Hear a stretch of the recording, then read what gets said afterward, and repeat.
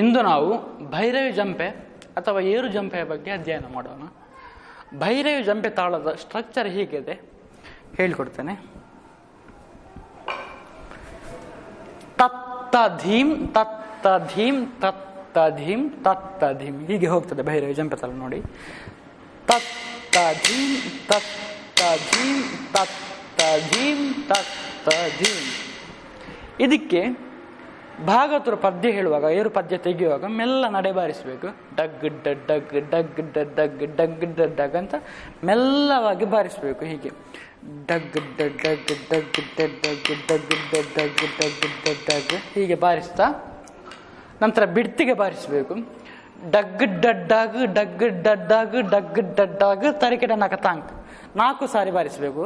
ಹೇಗೆ ಅಂತ ಹೇಳಿದರೆ, ಡಗ್ ಡಡ್ಡಾಗ್ ಡಗ್ ಡಡ್ಡಾಗ್ ಡಗ್ ಡಡ್ಡಾಗ್ ತರಿಕೆಡ ನಕತಾಂಕ್ ತರಿಕೆಡ ನಕತಾಂ ಡಗ್ ಡಡ್ಡಾಗ್ ಡಗ್ ಡಡ್ಡಾಗ್ ಡಗ್ ಡಡ್ಡಾಗ್ ತರಿಕೆಡ ನಕತಾಂ ಡಗ್ ಡಡ್ಡಾಗ್ ಡಗ್ ಡಡ್ಡಾಗ್ ಡಗ್ ಡಡ್ಡಾಗ್ ಡಗ್ ಡಡ್ಡಾಗ್ ಡಗ್ ಡಡ್ಡಾಗ್ ತರಿಕೆಡ ನಕತಾಂ.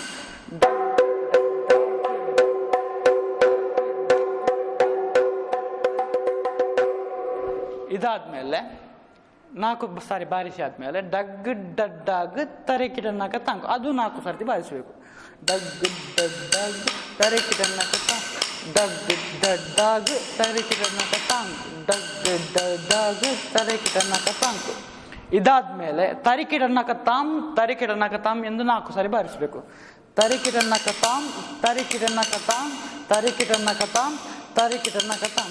ಕೆಲವರಿಗೆ ಈ ನಾ ಯಾವ ಅಕ್ಷರ ಅಂತ ಆಗ್ಬೋದು, ಅದು ತರಿಕಿಟ ತರಿಕಿಟ ನಕತಾಂ ಅದು ರೀಯ ಜಾಗದಲ್ಲಿ ಬೀಳ್ತದೆ, ಅದನ್ನು ಸಮಸ್ಯೆ ಅಲ್ಲ. ಉರುಳಿಗೆ ಹಾಕಿಕೊಂಡು ಹೋಗುವಾಗ ಅದು ಬರ್ತದೆ.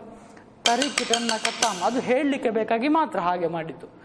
ತರಿಕಿಟ ನಕತಾಂ ತರಿಕಿಟ ನಕತಾಂ ತರಿಕಿಟ ನಕತಾಂ ತರಿಕಿಟ ನಕತಾಂ. ನಂತರ ಉರುಳಿಕೆಯ ಟೈಮ್ ಬರ್ತದೆ, ಹಾಗೊಂದು ಸಣ್ಣ ಋ ಕೊಡಬೇಕು. ಋ ಅಕ್ಷರ ಕೊಡಬೇಕು. ಹೀಗೆ ಋ ಕೊಡಬೇಕು. ಋ ದಗ ತರಿಕಿಟ ಕಿಟತಕ ತರಿಕಿಟತಕ ತರಿಕಿಟ ತಕ ತರಿಕಿಟ ಕಿಟತಕ ದ. ಋ ದಗ ತರಿಕಿಟ ಕಿಟತಕ ತರಿಕಿಟತಕ ತರಿಕಿಟ ತಕ ತರಿಕಿಟ ಕಿಟತಕ ದ. ಋ ದಗ ತರಿಕಿಟ ತಕ ತರಿಕಿಟ ತಕ ತಕ ತರಿಕಿಟ ತಕ ತರಿಕಿಟ ಕಿಟತಕ ದ. ಋ ದಗ ತರಿಕಿಟ ಕಿಟತಕ ತರಿಕಿಟ ತಕ ತರಿಕಿಟ ತಕ ತರಿಕಿಟ ಕಿಟತಕ ದ. ಹೀಗೆ ಬರ್ತದೆ. ಋ ದಗ ತರಿಕಿಟ ಕಿಟತಕ ತರಿಕಿಟ ತಕ ತರಿಕಿಟ ತಕ ತರಿಕಿಟ ಕಿಟತಕ ದ. ಮತ್ತೆ ಡಡ್ಡಾಮ್ ರಡ್ಡಡಾಮ್ ಡಡ್ಡಾಮ್ ರಡ್ಡಡಾಮ್ ಡಡ್ಡಾಮ್ ರಡ್ಡಡಾಮ್. ಇದಾದ್ಮೇಲೆ ಮೆಲ್ಲಗೆ ನಡೆ ಬಾರಿಸಬೇಕು. ಭಾಗವತರ ಪದ್ಯ ಹೇಳುವಾಗ ಡಗ್ ಡಡ್ಡಾಗ್ ತರಿಕಿಡ ನಗತಾಂಕ್ ಡಗ್ ಡಡ್ಡಾಗ್ ತರಿಕಿಡ ನಗತಾಂಕ್ ಡಗ್ ಡಡ್ಡಾಗ್ ತರಿಕಿಡ ನಗತಾಂಕ್ ಡಗ್ ಡಡ್ಡಾಗ್ ತರಿಕಿಡ ನಗತಾಂಕ್. ಅದಾದ ನಂತರ ಮುಕ್ತಾಯ. ಋ ದಗತರಿ ಕಿಟ ಕಿಟತಕ ತರಿಕಿಡದಿ ಋತ್ತತ್ತ ಕಿಟತಕದ. ಇಲ್ಲಿ ಸ್ವಲ್ಪ ಸಣ್ಣ ಉರುಳಿಕೆ, ಇಲ್ಲಿ ಸ್ವಲ್ಪ ದೊಡ್ಡ ಉರುಳಿಕೆ. ಋ ದಗತರಿ ಕಿಟ ಕಿಟತಕ ತರಿಕಿಡದಿ ಋ ದಗತರಿ ಕಿಟ ಕಿಟತಕ ತರಿಕಿಡದಿ ಋ ದಗತರಿ ಕಿಟ ಕಿಟತಕ ತರಿಕಿಡದಿ ಋ ದಗತರಿ ಕಿಟ ಕಿಟತಕ ತರಕಿಡದಿ ಋ ದಗತರಿ ಋತ್ತತ್ತ ಕಿಟತಕದ.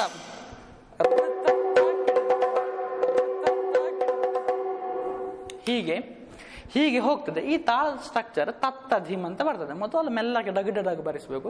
ನಂತರ ಡಗ್ ಡಡ್ಡಾಗ್ ಡಗ್ ಡಡ್ಡಾಗ್ ಡಗ್ ಡಡ್ಡಾಗ್ ತರಿಕಿಟ ನಕತಾಮ್ ಅಂತ 4 ಬಾರಿ ಬಾರಿಸಬೇಕು. ಅದಾದ ನಂತರ ಡಗ್ ಡಡ್ಡಾಗ್ ತರಿಕಿಟ ನಕತಾಮ್ ಎಂದು 4 ಸರ್ತಿ ಬಾರಿಸಬೇಕು, 4 ಬಾರಿ. ಅದಾದ ನಂತರ ತರಿಕಿಟ ನಕತಾಮ್ ಎಂದು 4 ಸರ್ತಿ ಬಾರಿಸಬೇಕು. ಅದಾದ ನಂತರ ಉರುಳಿಗೆ ಸಮಯ. ಋ ದಗತರಿಕಿಟ ಕಿಟತಕ ತರಿಕಿಡತಕ ತರಿಕಿಟ ತಕ ತರಿಕಿಟ ಕಿಟತಕದ.